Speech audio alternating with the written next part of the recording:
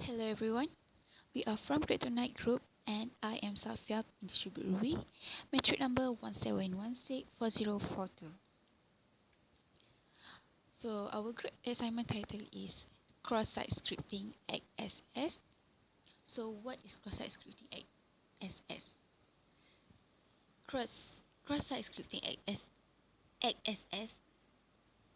Cross-site scripting XSS is an attack in which an attacker injects malicious executable script into the code of a trusted application or website.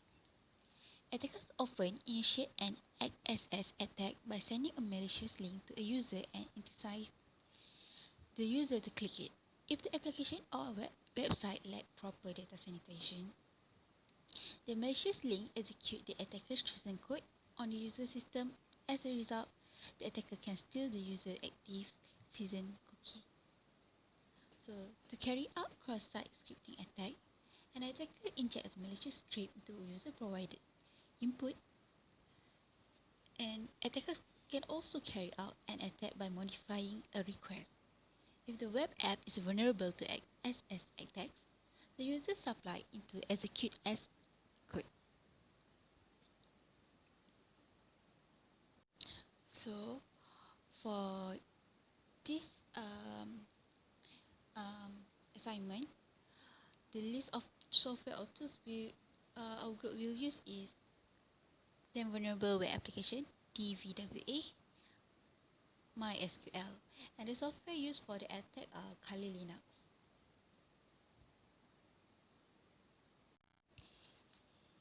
And now, we're going to set up a vulnerable web server DVWA in Kali Linux localhost.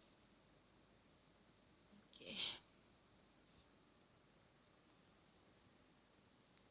DVWA stands for the vulnerable web application.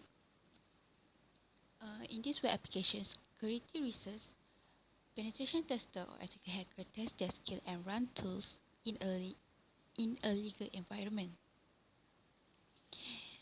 So, the VWA is designed for practice some most common web vulnerability. It is made with PHP and MySQL. So let's start without wasting time. In Linux environments, local host files are stored in www.html directory. So we open a terminal and change our directory to that directory using following command.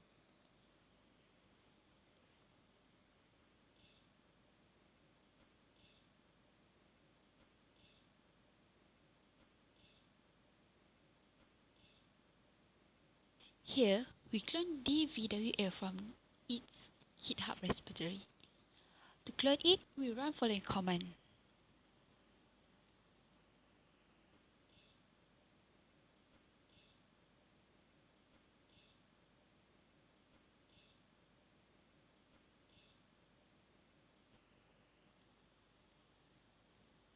Now it's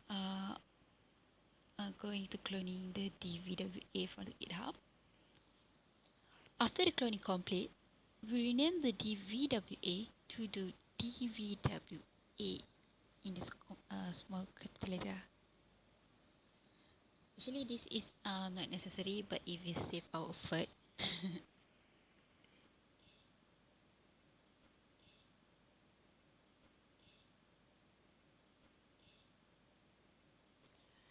then we change the permission on DVWA directory by using following command. Now we have to set up this web application to run properly. For that, we have to go into DVWA config directory. Using ls command, we can list off the file. In the screen, we can see this file contains default configuration. We need to make a copy of this file with .php extension name. We are copying this file because in future, if anything goes wrong, then we have the default values. So we copy this file with .php extension name using following command. Then we check the copy file using ls command.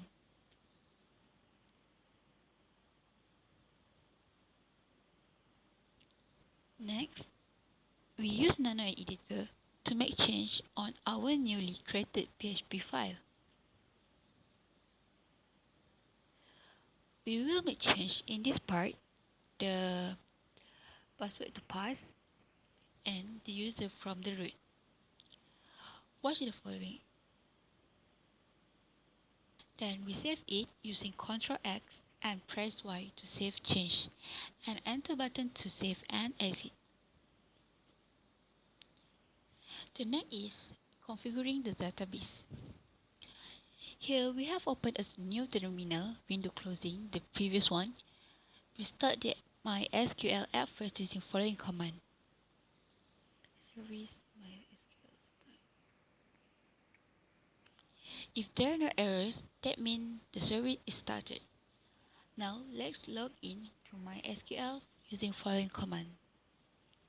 Here in our Kali Linux root, in our super username, if we have something else, then we need to change that user. In the password field, we press enter without typing password because we didn't set any password for it. Now, MySQL will open like this.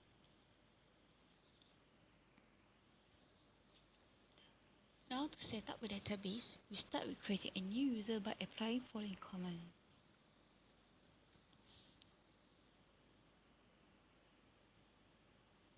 Here, using this command, we are creating a user called user running server on 127.0.0.1, which is the local host, and the password is pass. Remember that this username and password should exactly same as the password and username we have entered in the configuration file of TVWA web application just now.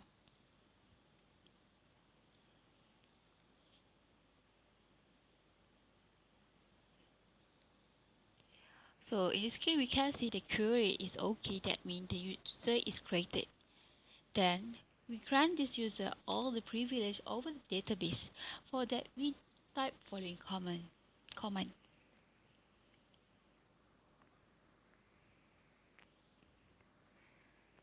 Yes, we have finished the work of the database. Now we configure the server.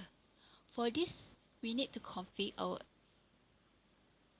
page2 server. Let's change our directory to etc php 7.3 page2. Here we are using version 7.3. If you use another version, then the path might be changed.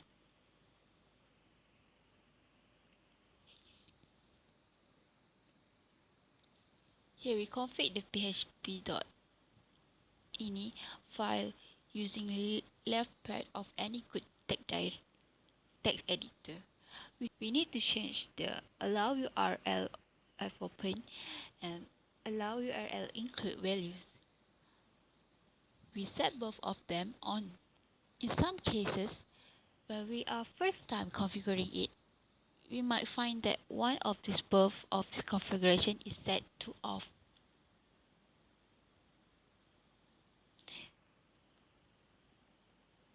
Then we save and close the file. Then we start the application2 server using following command. Let's open the browser and navigate to 127.0.0.1/TVWA. We'll open the setup.php as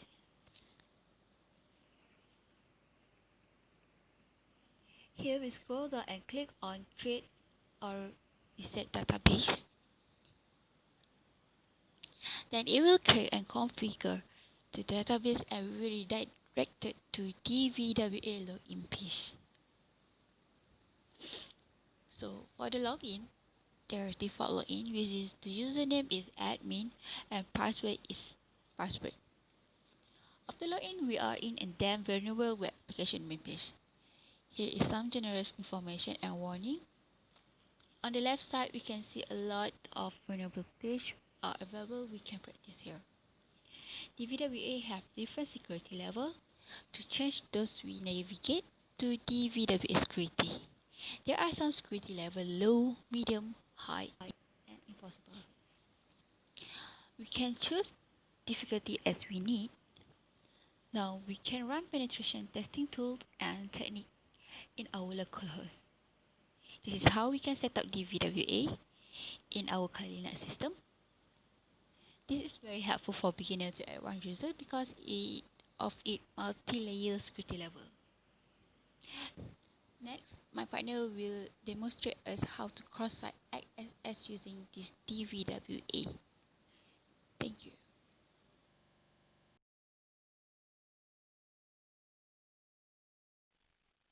Cross-site scripting, also known as XSS, is a type of computer security vulnerability typically found in web applications. XSS enables attackers to inject client-side script into web pages viewed by other users. A cross-site scripting vulnerability may be used by attackers to bypass access control such as the same origin policy. The attackers can also send inputs such as username, password, session ID, etc., which can be later captured by an external script. The victim's browser has no way to know that the script should not be trusted and will execute the script because it thinks the script came from a trusted source. The malicious script can access any cookies, session tokens, or other sensitive information retained by the browser and used with that site. So over here we have our DVWA that we have installed in the Kali Linux. So right now, Kali Linux is our machine for which act as an attacker. Now we'll log into DVWA with the default username and password. Okay, so over here we have to go into the main page of DVWA. So to perform our attack, we will go to XSS store because we know that XSS store is linked to the database. So over here we can see that there are name, message, which the users have to give input. So over here we can see that the security is not that good. We don't see any forms, so the XSS attack can easily perform here. So before the attack, let's have some look on the default use of this page. So name, let's put Cryptonite in the group name. So message we want here is we are performing attack. So we sign the guestbook, and here we can see the name that we have just now, that we give just now, and the message we type in will be shown in the web page. This shows that it's not secured. So then we go to our server, which also in our Kali Linux. So we will go to our SQL, MySQL -uroot -h localhost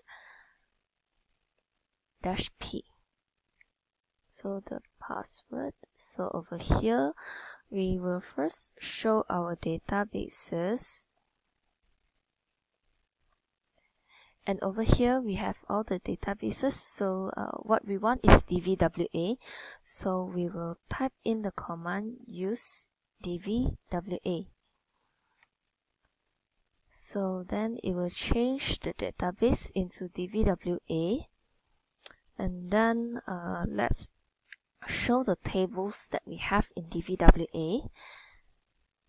So all we have is guestbook and user. So from the DVWA web page over here, what we have is the guestbook. So let's look into the guestbook. So So select all from guestbook. So now we can see here are the user and the messages that are given to the DVWA in the guestbook. This one is the same as what we have in our web page here. Here, name hello testing Cryptonite. We are performing attack, so we also have it here in our MySQL. So let's attempt a XSS script. So here we can put a name test. So over here, the message we have to inject an we have to inject a JavaScript. So let's make an alert test. Close script. So let's try to sign this guestbook. So after we injected the SQL, we will see that it will give the output. It will pass as a script, and then here they have the what we have injected as the message for the alarm. So this pop up. So we can see that there is no data input validation like JavaScript. Okay. So now back to our server, our SQL. Let's perform again select all from guestbook. We can see that over here we have the script, the JavaScript that we inserted inside this table. So now let's try to perform some cookie attack on the cookies. So let's get attack as name, script, alert, document.cookie, close script. Okay, let's sign and see what's happened. So this is from what we have just now, what we have performed just now, the test alert for the JavaScript. So it's already injected into this DVWA website. So whenever any user use it, when they sign the guestbook, it will pop up this test. So here we can also see the PHP session ID of the web page right now. So now that we have retrieved the PHP session ID here, so let's try to go to another web page, which I go into DVWA using the another IP address, which is 10.0.2.15. So over here we can see there's a cookie that has been created for the PHP session. So without us knowing the username and the password, we can able to insert a new PHP session ID into the cookie, then authenticate ourselves into the website. So to do this, first we will go to here cookie editor, which I have previously installed. So let's add the cookie. So we can get this PHP ID here. Let's copy this.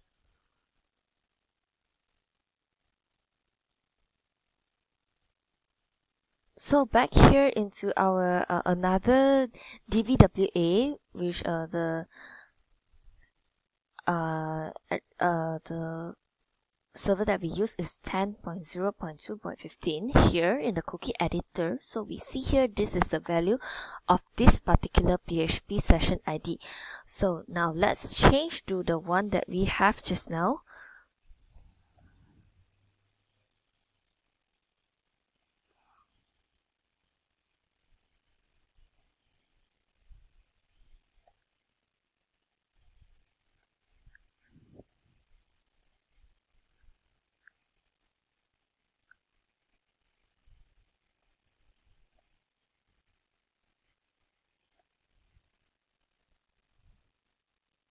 So after we have put in our PHP session that we had from just now, let's save this.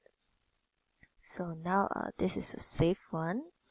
Then next we will just go here and we take off the login.php.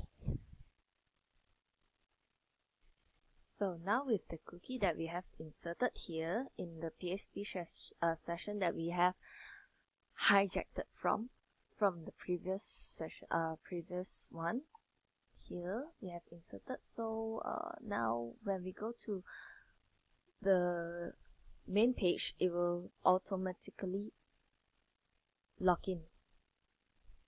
So this already shows that our XSS account hijack has been successful.